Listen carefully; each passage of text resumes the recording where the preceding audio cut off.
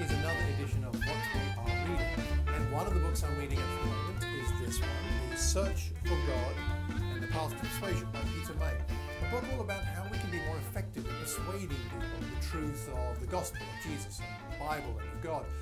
And in this chapter, chapter 14, called Telling His Story, Peter offers some advice as to how to construct a conversation with someone who's interested in listening to you about your beliefs about the gospel, but perhaps doesn't have any faith themselves.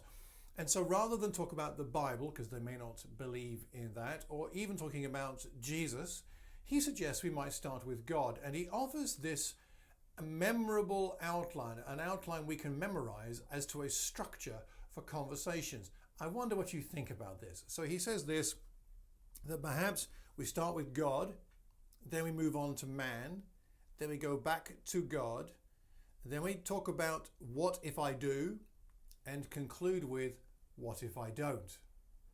So let's look into this a little bit more. Here are some excerpts from his 3-minute version of that. Often a conversation will last more than 3 minutes, but sometimes you only have a short window to be able to explain the gospel to someone, or at least get their interest piqued. And so this is not a word for word version, but it'll give you some idea of what he's talking about. So we begin with God. God.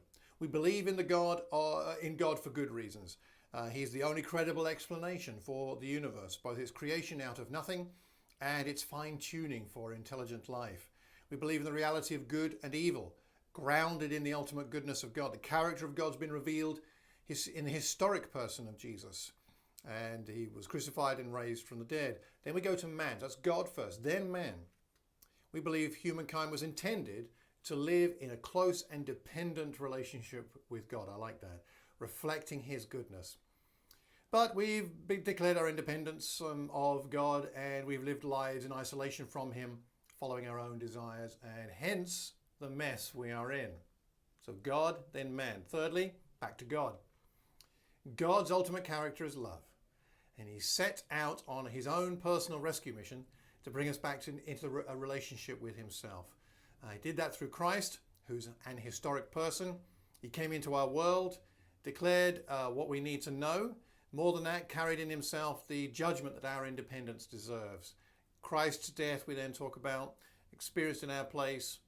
Forgiveness is offered, no matter what we have done, how bad that is. And through his death and his resurrection, he calls us to turn away from all the things that we know to be wrong, and to live a new life following Christ in discipleship, empowered by his Spirit. So we go on God, man, back to God. And then, what if we do? If we turn to God, accept his offer of forgiveness, we can start afresh, redeeming our days by loving God first and foremost, inspired by him to love our neighbor with the same kind of passion. And this spiritual life, allowing God to be God over us, does not end in our death, but continues in his presence into eternity.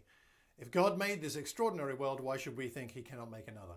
And then the last section, so we're going God, man, God, what if we do? And then finally, what if we don't? If we continue to ignore God's purposes for us, we will be held accountable for our actions. In turning away from God, we are destined to be separated from him in eternity.